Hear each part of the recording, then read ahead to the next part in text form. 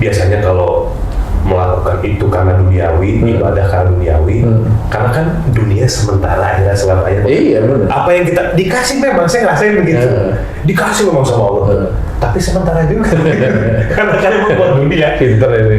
Iya benar. Saya ngalamin gitu. Nah, iya, makanya di situ orang itu jarang paham dan nggak mau. Orang itu mau, kalau orang Jawa itu getih itu betul-betul berani benar, itu nggak. Jarang orang Muslim seperti itu, kecuali orang nafsu itu kan nggak apa-apa, aku mati nggak apa-apa, itu kan nafsu. Itu tuh. Aku orang Muslim mati nggak apa-apa, saya juga nggak mau yang begitu, saya harus punya aturan main. Konyol.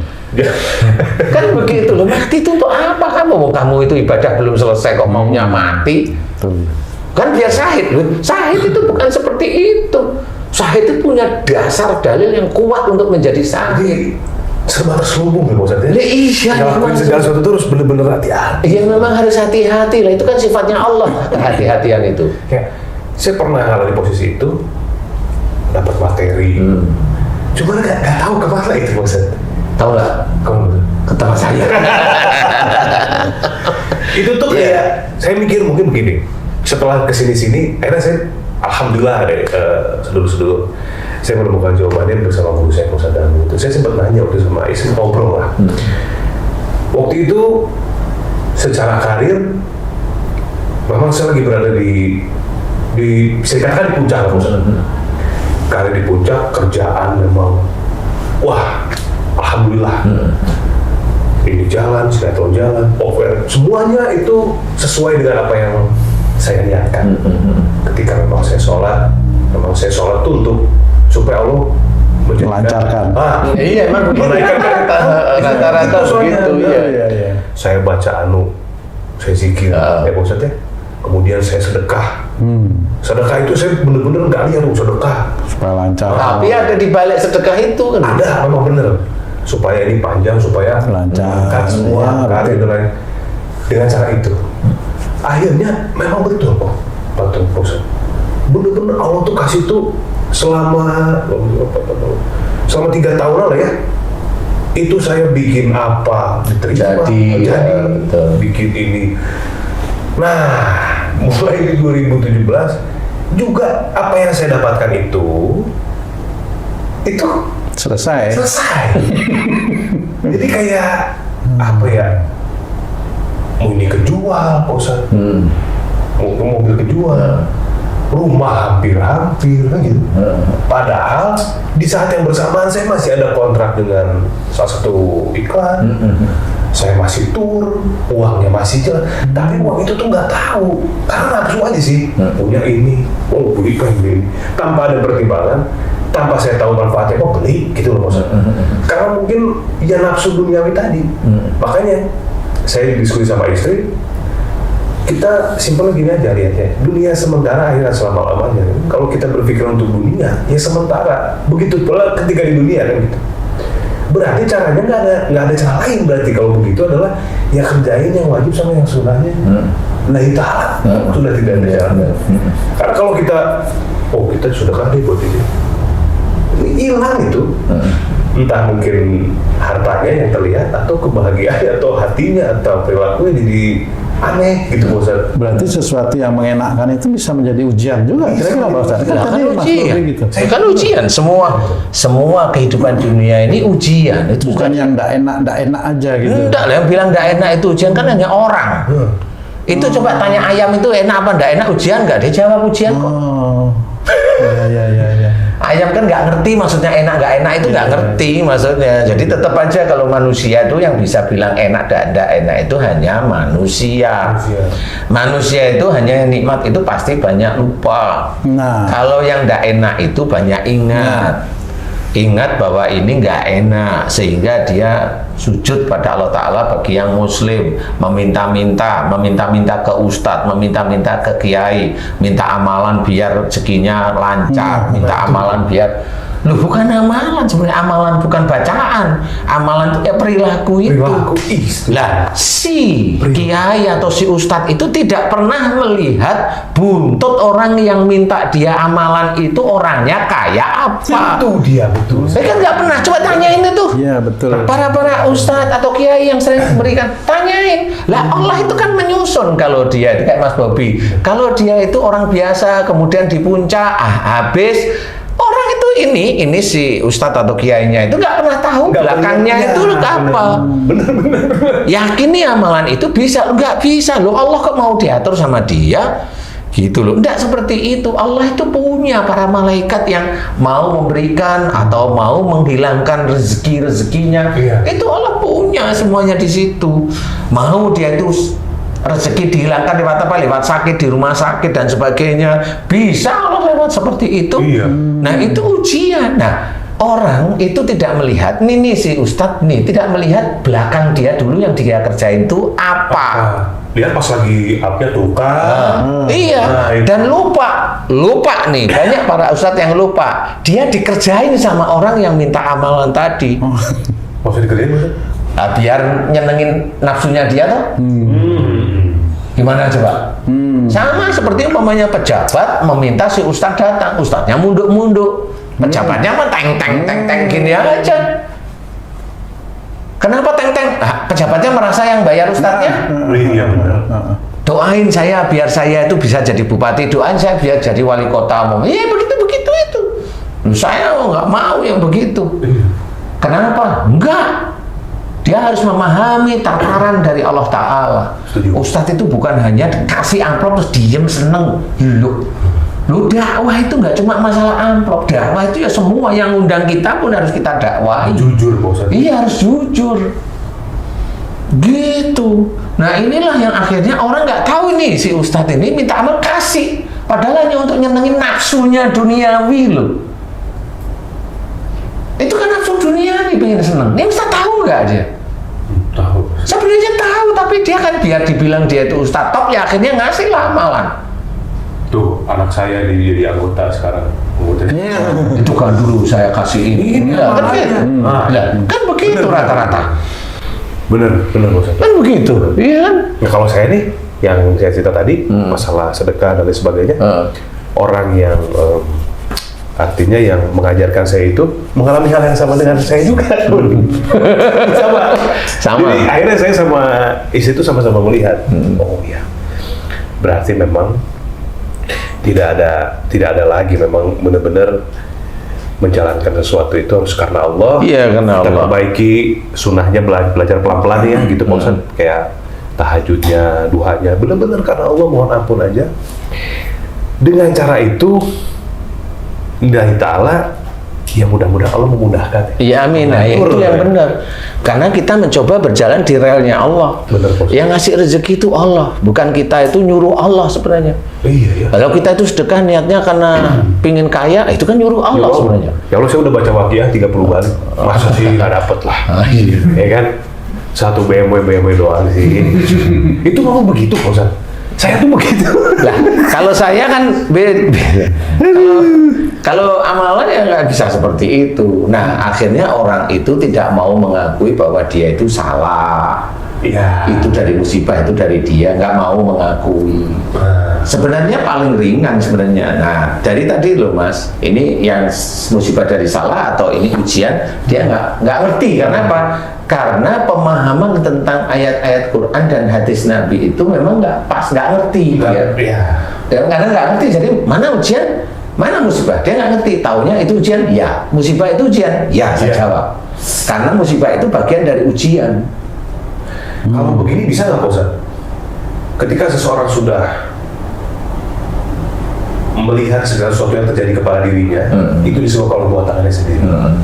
Kemudian dia mencoba untuk mohon ampun, bertaubat kepada Allah terus, maka nanti lama-kelamaan ujian yang datang ini bisa jadi ujian keimanan untuk iya benar.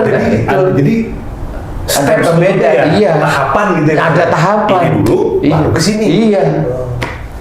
Iya jelas itu ujian, jelas. Mamanya dulu itu dia itu hobinya gibah aja. Ya dia pada saat dia itu melakukan suatu nggak mau gibah, nggak mau ngomong kasar, nggak mau dia setelah bertaubat itu tenang, santai, ada orang ngomong dia nggak komen. Kemudian habis itu dia sariawan. Lah ya itu dijawab oleh Allah Ta'ala. Dia sariawan juga diem dan sebagainya, nggak komen, nggak apa namanya, nggak ngeluh, nggak ini, dia senyum. Oh iya ya, sariawan itu bibir yang asal ngomong, asal cuap dengan kata-kata yang pedes, menyelet-nyelet sehingga ini rusak. Itu kalau dia senyum-senyum, astagfirullahaladzim, memang dulu saya seperti itu, ya Allah ampuni aku. Nanti sakitnya mulai ringan. Nah itulah cara Allah menguji, itu ujian. Ujian keimanan di situ. Keimanannya di situ karena begini. Nah ini yang tadi ada berhubungan tentang orang yang hartanya dihabiskan oleh Allah Ta'ala, kemudian dia minta ke ustadz tertentu, minta agar dia kaya, agar rezekinya datang terus. Ustadznya nggak ngerti di belakangnya apa, nggak tahu di belakang kurang ajar mulu dia. Jadi nggak ngerti, dikira orang-orang yang datang semuanya itu imannya sudah hebat-hebat. Ya nggak seperti itu. Nah disinilah orang harus membedakan. Allah menunjukkan bahwa yang dulu dia kerjakan sebelum bertobat beneran, sebelum belajar, dulu itu dia omongannya ya kasar, ya ini, ya itu kan bertahun-tahun. Nah di titik inilah sakit ini yang menggugurkan dosa. Alhamdulillah. Nah, itu kuncinya. Jadi harus dilihat dulu. Bener. Saya jadi kebayang nih, siapa tahu yang lagi nonton ini ada yang suka begitu, ngasih amalan nih. Coba dipikir kalau misalkan orang yang datang itu ternyata bisnis narkoba. Kemudian datang ke Ustadz dikasih amalan terus kaya kan? Ya bahaya gitu. Ini maksudnya. Oh, kong kali kong namanya. Iya itu. Nah, jadinya kong kali kong karena dia mendukung orang untuk berbuat yang nggak bagus. Enggak. Ya, bener sih. Maksudnya itu bener sih Mas. Iya. Saya sempurnakan dikit aja ya, sedikit tapi. Boleh. Kalau dia bisnis narkoba, kemudian dia kan nggak tahu nih ustadznya ini bisnis narkoba nih. Kemudian bisnisnya jadi kan gitu. Berarti amalnya hebat ya. Hebat ya.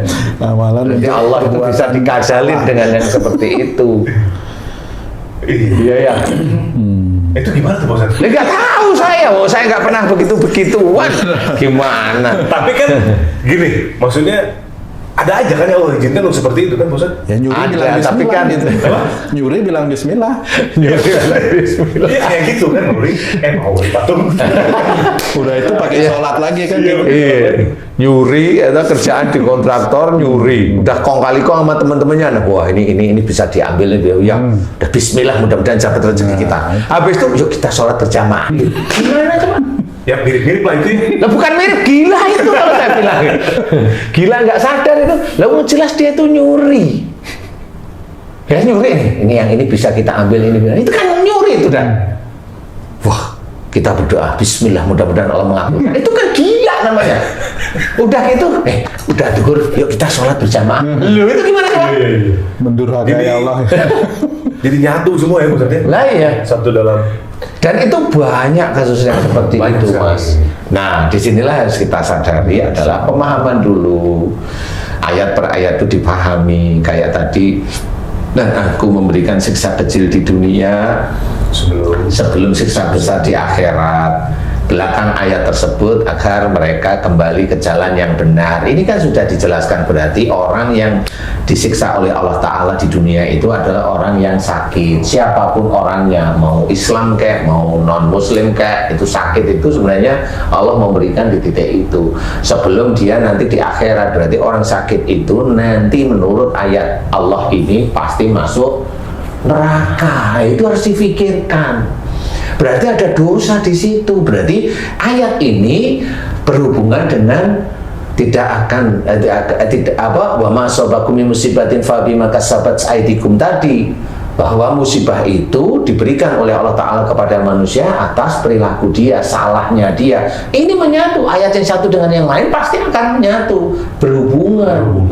Pasti. Makanya di belakang tadi lahum yarji'un, agar mereka kembali ke jalan Allah. Nah, kembali ke jalan Allah itu yang mana? Kembali ke jalan Allah itu yaitu kembali pada atiullah wa rasul, taat kepada Allah dan Rasul. Taat pada Allah dan Rasul yang mana? Kembali pada Quran dan Sunnah. Lu kan jelas Pahami dulu ayat-ayat, tanya sama gurunya yang memang paham. Jangan asal jeplak, jangan asal ngomong di YouTube udah bisa pakai ginian, main sendiri, ngomong sendiri, seenak udelnya kan gitu. Ustaz Danu Dajjal, Dajjal sendiri aja benci sama saya, dibilang Ustaz Danu Dajjal gimana sih? Dajjal itu sama saya tuh bencinya minta ampun gitu ya toh. Jadi orang yang benci saya itu iya, seruput dulu lah. loh iya, kan Mas Bobi sering mendengar. Iya. Aku Dajjal. Itu kesel sama Pak Ustadz. Kesel banget sama saya. Agak bingung orang kok jadi ke situ ya. Iya lah, kan begitu akhirnya. Lah kalau saya mah benci berarti senyum. Iya. Berarti dia ya anak buah Dajjal sebenarnya. iya. Tapi ini vlog ini, insya Allah ini menurut saya pas ngejalanin ini hari ini insya Allah jelas sih sebenarnya pemirsa. Harusnya ditonton full, jangan dipotong-potong. Mudah-mudahan ini dari awal pertanyaan saya ke Pak Ustadz sampai terakhir kita pada kesimpulan tadi yang Pak Ustadz jelasin. Sebetulnya ini untuk mungkin teman-teman yang belajar tauhid, mulai mengamalkan dalam kehidupan sehari-hari ini bisa benar-benar jadi panduan yang baik sebetulnya Pak Ustadz ya. Insya Allah lah ya. Jadi orang paham harus melakukan ini dan itu apa, bagaimana. Iya, karena amalan itu memang macam-macam. Amalan yang dimaksudkan oleh Allah Ta'ala itu adalah amalan yaitu membaca Quran dan diamalkan. Itu memang salah satu yang masuk surga. Hafal Quran dan diamalkan. Diamalkan itu dikerjakan maksudnya. Bukan dibaca-baca gitu. Bukan dibaca-baca, bukan itu maksudnya. Amalan. Dibaca-baca itu juga amalan, tapi amalan membaca. Kan begitu.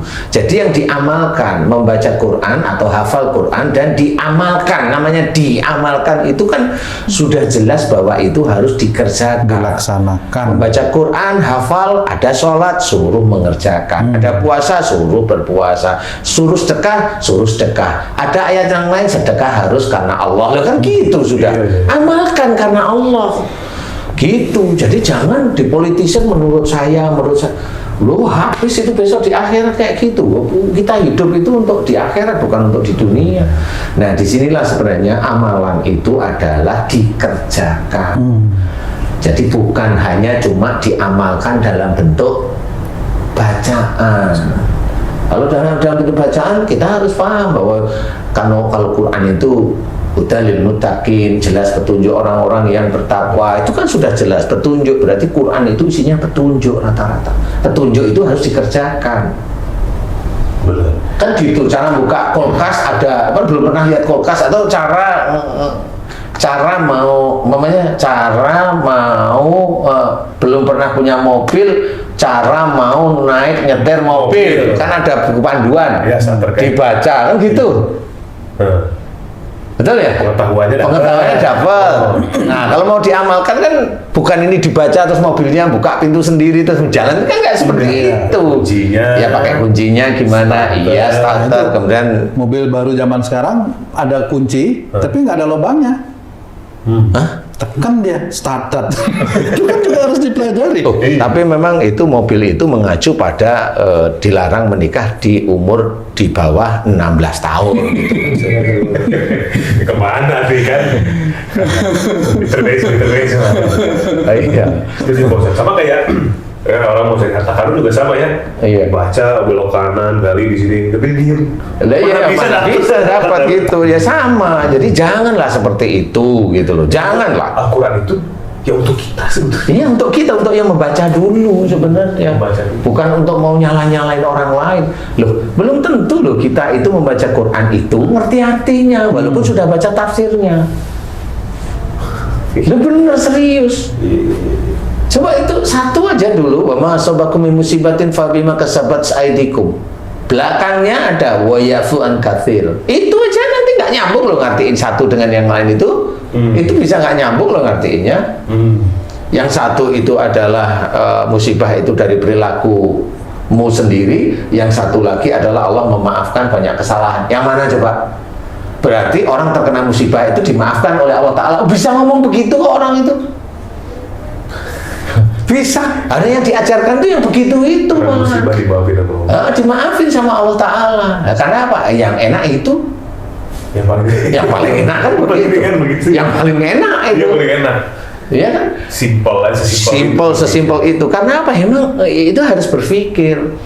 Kok di sini itu Allah menceritakan musibah itu dari buah tangan orang, yang satu itu Allah memaafkan kesalahan, banyak kesalahan. Ini kan harus difikirin. Memaafkan banyak kesalahan. Dan Allah itu bukan munafik kayak orang-orang. Enggak, Allah itu maha tinggi, maha yang nama-nama yang bagus, tidak akan salah. Nah, kita ini loh di dunia masih salah, masih nyala-nyalain istri, masih nyala-nyalain teman, masih nyala-nyalain ini. Satu grup WA aja juga disalah-salahin kan gitu. Itu manusia itu. Manusia yang begitu. Allah mah enggak. Nah, itulah salah satunya untuk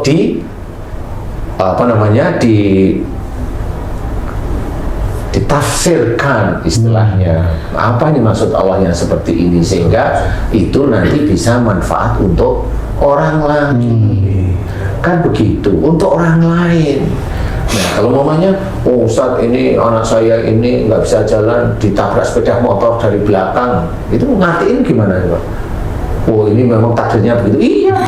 Emang Allah dolim tiba-tiba ditabrak gitu. Emang dia sholatnya ini. Emang sama orang tuanya bagus. Emang begini. Belum tentu. Kalau ditabrak dari belakang, orang jalan ditabrak dari belakang itu sama seperti disuruh gerak. Males. Cepetan gerak. Berarti orang itu Males dulunya. Oh. Nah, kenapa sampai nggak bisa jalan? Orang itu sudah disuruh sama orang tuanya males, omongannya kasar. Nah, ya sama Allah jelas kasih musibahnya sama seperti itu. Disuruh orang tuanya baik-baik tapi jawab kasar. Tabraklah dia sepeda motor. Untung masih sepeda motor. Ya begitu itu, analisa itu begitu. Jadi namanya hidup itu petunjuk dari Allah Ta'ala. Betapa nikmatnya ya kalau kita bisa menganalisa sesuatu yang datang ke diri kita tuh lebih ke diri kita dulu. Iya, emang seperti itu. Iya. Iya kan? Iya. Kalau ada P3K, menurut saya gurunya P3K tuh itu pertolongan pertama tuh. Iya. Memang seperti Langsung, itu. Belajar lah, belajar. Kalau kata-kata gunakan sehatmu sebelum sakitmu, itu maksudnya? Iya itu nggak salah itu sudah betul. Gunakan sehatmu sebelum sakitmu itu memang harus kita ketahui bahwa orang sakit dari mana dulu. Harus tahu dulu. Jangan orang sakit karena ada virus kan gitu. Orang sakit dari bakteri kan gitu. Orang sakit karena dia ditabrak, orang sakit karena dia dipukul, orang sakit karena stroke. Ya dicari sakitnya itu dari mana. Semua takdir ini Allah mengizinkan. Lah kenapa Allah mengizinkan yang begitu-begitu? Kan dia kenapa dia sakit stroke, di sisi lain dia juga mendapatkan rezeki. Coba ceritain di situ. Coba ceritain itu yang hebat-hebat itu. Coba ceritain deh, jangan ngomongin saudaranya yang disalah-salahin terus. Ceritain aja di situ, meneliti gitu loh, meneliti. Kalau memang sama-sama dakwah itu meneliti lah di sini. Yang manfaat boleh memberikan ayat Quran boleh, tapi jelas. Jadi hanya jangan menjadikan semua orang Islam masuk surga. Ya saya tahu memang ada dalil dari ayatnya memang seperti itu. Tetapi jelaskan dulu yang bagaimana yang bisa masuk surga. Di dalam ayat yang lain diceritakan orang yang dia bertobat atas kemusyrikannya, pada saat nyawanya sudah di tenggorokannya tidak diterima oleh Allah. Karena harus dipikirin ayat itu disambungin dengan orang Islam, semua orang Islam masuk surga. Pikirlah di situ. Kan harus begitu cara mikirnya itu. Puzzle itu kan begitu. Loh, berarti itu orang Muslim. Iya. Lah orang Muslim yang kafir itu banyak. Orang Muslim yang munafik banyak. Bisa lebih banyak. Lebih banyak. Itu banyak. Makanya yang itu aja coba gabungin, nah, baru ngomong, oh berarti nggak semua masuk surga ya? Iya memang. Nah itu Allah jelas tobatnya nggak diterima. Mau cerita apa? Mau cerita apa sekarang? Kan harus jelas di situ. Jangan ayat satu diceritain udah merasa benar, padahal ayat yang lain itu mengintai sebenarnya. Nah kalau dia nggak menyeritain, ya salah lagi dia. Ayat yang lain itu mengintai sebenarnya. Jadi ayat-ayat yang dikira wah enak nih kayaknya nih, ringan gitu ya. Oh semua muslim harus surga, udah ini aja diacuan. Gitu. Ya nggak apa-apa sih sebenarnya, tapi yang lain dipakai. Harusnya gitu. Nah, kalau orang muslim ya ayat 1 atau 2 ayat atau banyak ayat tidak dipakai ya ngerti sendiri lah. Iya benar. Allah yang menceritakan, itu. Kadang kan ada nih salah satu tokoh publik ternama ya Pak Ustadz. Yang bikin saya sedih itu adalah kenapa dia ngomong begitu di ruang publik gitu. Bahasanya begini bahasanya. Apa perlu saya sebutin lah ya. Cuma dia bilang begini, saya itu dari keluarga yang agama saya tuh saya tidak mendapatkan pendidikan agama dari orang tua. Ya itu kalaupun akhirnya saya masuk neraka, ya saya bisa apa lagi? Saya bisa demo. Padahal di usia itu pasti dia sudah banyak berpikir, dia pintar, dia cerdas, dia punya banyak masa. Ketika dia ngomong begitu kan akhirnya membuat penonton itu kan, iya emang kalau masuk neraka kita bisa apa sih gitu Bosan. Ya karena memang semua orang itu membawa. Dajjal itu kan masuk kemana saja. Emang Dajjal masuk hanya orang-orang yang non muslim? Malah enggak loh. Malah yang muslim. Malah yang muslim. Harus di ngertiin itu. Kenapa dari muslim? Yang muslim aja begitu, bisa jadi pengikut untuk yang lain. Lah iya kan? Tugas Dajjal itu apa coba? Membelokkan keimanan. Lah iya. Mengkafirkan orang. Nah itu tuh. Lah kan gitu. Bahaya. Tugasnya gitu. Loh berarti siapa yang diincar Dajjal? Nah, orang-orang muslim. Ya orang muslim. Yang punya kapasitas yang besar dibanding umat muslim yang lain. Iya. Nah, dia membawa gerbongnya masing-masing. Ya itu dia bawa. Saya sih tetap dakwah aja dengan santai. Kenapa? Harus berpikir. Orang Islam itu harus berpikir. Logika, karena dalilnya jelas, pikirlah logika. Itu harus. Jadi sebenarnya jelas. Makanya tadi orang Islam masuk surga semuanya dengan ayatnya ini. Oke. Yang sini ada ayat di mana seseorang itu kalau dia nyawanya sudah di tenggorokan, dia tobat karena kemusyrikannya, Allah tidak terima. Nah itu gimana? Ayat ini gabung. Nah itu kan jadi kalimat nanti. Jadi kalimat yang kita nggak asal ngomong. Karena kita ngomong salah itu tetap kita pertanggungjawabkan. Apalagi di ruang publik. Nah, itulah sebenarnya harus hati-hati. Kenapa kalau namanya Ustaz kalau diginiin kok gini? Enggak apa-apa, biarin aja dia ngomong. Dia juga bertanggung jawab asal atas omongannya dia sendiri. Ya udah, saya nggak terlalu terpikirkan.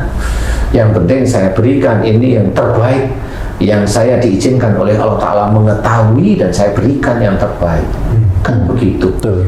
Dan jelas yang saya amati kalau kita itu mengacu pada hukum uji coba, dari mulai memperhatikan, menganalisa, hipotesa, sampai ke hukum. Hukum itu sudah dikerjakan. Makanya di sini harus benar-benar paham. Dan Allah itu juga tidak sama seperti apa yang dipikirkan kita. Walaupun walaupun ada yang menceritakan bahwa Allah itu apa yang seperti yang kita pikirkan, dan kita enggak harus seperti itu. Iya. Kalau kita memang mau berbuat baik, ya berbuat baiklah. Tapi kalau mau berbuat jahat, ya Allah nggak sama. Kan begitu. Jangan kamu itu bela-belain, kamu berbuat baik, ya memang bisa saya. Kamu diamati lagi yang segala nikmat datang dari Allah itu ketika kita berpikir baik, maka kenikmatan itu sama dengan yang Allah berikan. Iya. Ketika mungkin buruk, bukan. Enggak. Nah itu level derajat keimanannya ya kurang. Iya. Seorang yang dia itu imannya bagus di hadapan Allah Ta'ala, ketakwaannya bagus, dia mendapat nikmat, tahu itu ujian. Dan dia mendapatkan ujian, tahu itu ujian, dan dihadapi semua dengan lapang dada. Jadi nggak akan pilih-pilih, tahu dia diberi rezeki banyak, ini ujian saya, kan seperti itu. Kan nggak kemana-mana, ngomongnya juga nggak kemana-mana, kan gitu. Kalau ngomongnya bukan berarti saya diberi banyak itu karena apa, sedekah saya, karena amalan ini, enggak, salah.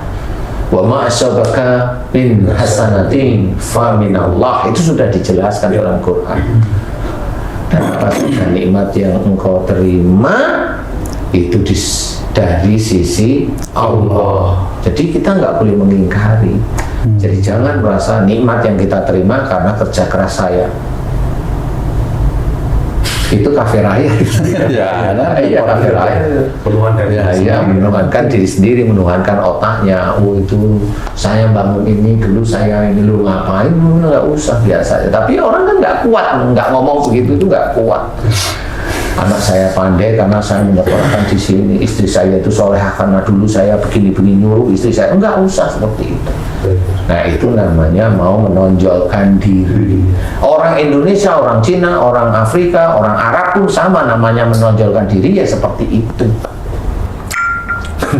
Kalau orang yang senantiasa tawadu ya enggak biasa. Iya, menghadapi sesuatu biasa. Tapi dari ceritanya Mas Bobi tadi, mohon maaf Pak Ustadz, itu yang ada orang yang mengatakan gitu tadi ya Mas Bobi ya. Itu bisa jadi juga merupakan petunjuk buat kita loh. Supaya kita tidak seperti orang itu. Benar. Akhirnya itu kan menjadi manfaat buat kita. Ini saya senang. Menjadi manfaat buat kita. Ini saya Kira-kira senang. betul gitu Pak Ustadz? Enggak, saya senang yang begini. Saya senang. Saya senang. Senang memang betul. Iya. Apa namanya? Smart gitu loh. Iya. Iya kan jadi bermanfaat buat kita. Iya. Dia nggak manfaat ya salah dia sendiri. Iya. Dia nggak mau belajar. Kira-kira gitu kan? Iya betul. Mudah-mudahan bisa Amin. Amin. Bisa mengerjakan ini yang kadang-kadang memang berat. Nah ini saya juga senang juga nih. Makanya dari tadi saya senang, ini juga senang juga. Maksudnya menunjukkan bahwa kita sendiri itu sebenarnya bisa komen, belum tentu kita Bisa bisa mengerjakan. mengerjakan. Nah saya senangnya karena jujur masalahnya. Jadi senang semua saya. Ya. Jujur ya, Ustaz, jujur. Ya ini mudah-mudahan di ruang publik itu di YouTube tuh banyak obrolan-obrolan seperti ini yang membuat kita tuh berpikir bahwa apa yang kita ucapkan kadang-kadang itu tidak semudah itu. Yang paling ringan itu Yang inilah, momennya di ruang publik itu ada bahasa, kalau dia seneng atau agak jengkel, ada huruf pertamanya A, belakangnya G, Titik-titik. depannya B, belakangnya T. Pokoknya yang begitu-begitu. Janganlah, saya hanya menghimbau janganlah. Apalagi orang-orang yang seiman dengan saya, dengan kita, nggak usah lah seperti itu. Atau biar kelihatan mentereng, ya tetap saya bilang janganlah. Itu nanti di akhirat nggak ada mentereng namanya. Nggak ada. Ayolah biasa saja. Ya, semuanya. Dan juga jangan merasa diri kita itu hebat, pintar, sekolahnya di luar negeri, enggak usah, biasa aja. Yang diaplikasikan besok itu nggak ditanyain sama Allah Ta'ala itu sekolahnya di mana, gurunya mana, itu enggak mesti. Walaupun yang ditakutkan adalah salah. Takutkan itu salah mengartikan maksud gurunya, gitu. Orang kan bisa beda-beda. Kenapa ada 4 mazhab itu dan 4 mazhab itu saling berkelahi? Kan enggak, kan gitu jawabannya ya, saling berkelahi. Nah, saya bilang saling berkelahi itu yang di bawah zaman sekarang ini. Kalau yang dulu kan enggak, teratur aja, selaras, pakai otak. Yang ngajak berkelahi dia tetap tidak mengikuti mazhabnya sebenarnya. Jelas, karena apa loh, imam-imamnya juga nggak ada yang berkelahi, biasa aja saling duduk santai ngobrol. Insya Allah seperti itu. Kenapa begitu? Saya tetap akan mengajak, saudaraku jangan seperti itu. Gitu loh maksudnya. Iya kan? Karena namanya kita itu mengajarkan kebaikan nggak cuma sama orang-orang yang tidak tahu agama. Orang yang dia merasa tahu agama juga diajak juga. Saya ulangi lagi, orang yang merasa tahu agama juga harus kita ajak juga. Kembali ke jalan Allah. Karena apa? Yang dipikirkan itu bukan pikiran malaikat, pikiran manusia biasa. Yang masih ada luput, salah, lupa, khilaf, ujub, riya, sombong, ya. Kemudian ingin merasa dipandang, ingin merasa ini itu, ini banyak sekali sifat manusia. Ya itulah harus kita perhatikan, dan kalau bisa kita jangan seperti itu, belajar. Sampai kapan? Sampai nyawa kita diambil oleh Allah Ta'ala. Insya Allah lah, seperti itu. Ya, baik Pak Ustadz. Alhamdulillah. Terima kasih Pak Ustadz atas jawaban-jawabannya. Mari kita sama-sama belajar dari sekarang, mumpung masih Allah kasih kenikmatan bernafas, kenikmatan berpikir, kenikmatan berbicara. Mari kita belajar semua, kita mohon ampun setiap saat, kita bertaubat sama Allah karena kita tidak pernah tahu apa yang terjadi pada diri kita 1 menit, 2 menit, 1 jam, 1 hari atau beberapa waktu ke depan. Mari kita gunakannya sebaik mungkin. Dipelajari video ini, jangan ditafsirkan aneh-aneh lah ya. Ini kita semua tujuan untuk kebaikan. Saya menceritakan pengalaman saya karena apa yang saya alami. Ini bukan cuma saya. Kalau misalkan dikumpulin banyak bener. Boleh cek, mungkin gini. Wah, banyak orang kaya dari sedekah. Silakan cek. Oke. Tapi cek lagi berapa orang juga yang jatuh karena melakukan itu tidak karena Allah. Silakan dicek ya. Mudah-mudahan Kadang-kadang itu Ya. yang ngasih sedekah pun yang ngajari juga bisa aja dijatuhkan. bisa juga dijatuhkan. Ya. Ya maksudnya saya menceritakan hal ini untuk jadi pembelajaran untuk semuanya. Yuk sama-sama kita meningkatkan iman ketauhidan kepada Iya. Allah. Kemudian kita belajar dari apa yang sudah terjadi di kehidupan kita Mas. Terima kasih Pak Ustadz Danu. Sama-sama Mas Budi. Jawabannya Pak Tum. Terima kasih. Sama-sama, Mas. Mudah-mudahan channel ini berkembang semua. Amin, Bisa amin. menjadikan amal jariah untuk semuanya. Saya Budi Maulana. Assalamualaikum warahmatullahi wabarakatuh.